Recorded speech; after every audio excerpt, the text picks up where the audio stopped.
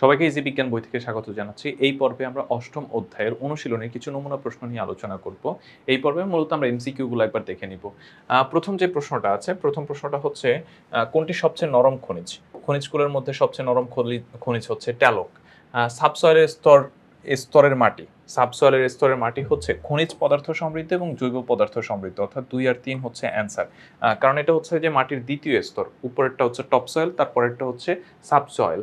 সাবসয়েলের ক্ষেত্রে হচ্ছে খনিজ পদার্থ সমৃদ্ধ থাকে এবং জৈব পদার্থ সমৃদ্ধ থাকে। কোন স্তরে শিলাপূর্ণ থাকে? এই যে জেড স্তর আছে, এই জেড স্তরের নিচে যেটাকে আমরা হরাইজন সি বলি, তারপরে আছে হচ্ছে কি তোমার এই যে শিলাপূর্ণ থাকে। এই জেড স্তরের নিচে বা হরাইজন সি এর নিচে হচ্ছে শিলা স্তরে পূর্ণ থাকে।